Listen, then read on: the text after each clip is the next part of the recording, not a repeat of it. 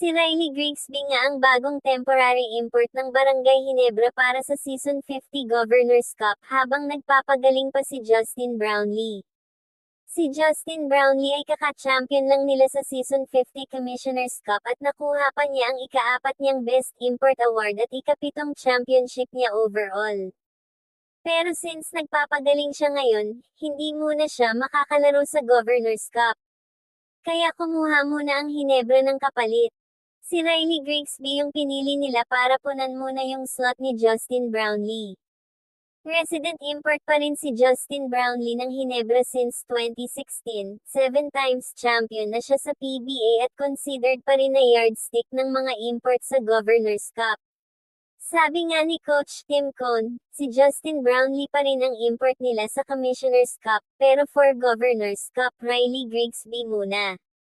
Wala pa masyadong detailed stats na lumabas kay Riley Grigsby sa search ngayon, pero expect na gagawa siya ng paraan para mapanatili sa Ginebra yung momentum nila galing sa Commissioners Cup win. Si Riley Grigsby yung pansamantalang import ng Ginebra habang wala pa si Justin Brownlee. Beast sa college at pro stint niya. Si Riley Grigsby ay scoring wing na may rebounding, hindi siya pure scorer lang, siya ay two-way player, at malakas tumakbo sa transition. Nag-average siya sa Europe noong 2024 hanggang 2025 sa counter ng 22.1 points per game, 8.7 rebound per game, 2.1 assist per game. Diyan siya sumabog ulit.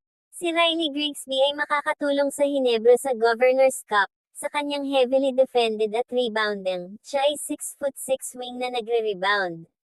Makakatulong siya kay Japet Aguilar at sa mga local sa boards habang wala si Justin Brownlee.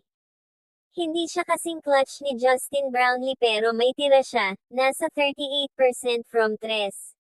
Kailangan lang gumana ulit yung tira niya, siya ay hardworking, noong academic all-WAC pa. Pasok sa system ni Coach Tim Cone na team first. May 1.6 assist per game nung senior year. Hindi playmaker pero kaya mag-attack sa closeout. Hindi niya kailangan humawak palagi ng bola, hardworking type siya na fit sa system ni Coach Tim Cone sa motion offense.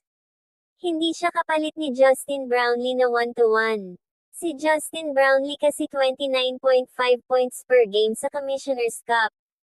Pero si Riley Grigsby, pang role player, import na magbibigay ng defense, rebound, at 12 to 15 points lang. Kung makuha ni Coach Tim Cone yung 2024 Europe version niya na may 22 points per game, 8.7 rebound per game, malaking tulong yan. Pero kung sa G-League version na may 2 points per game, mahihirapan sila.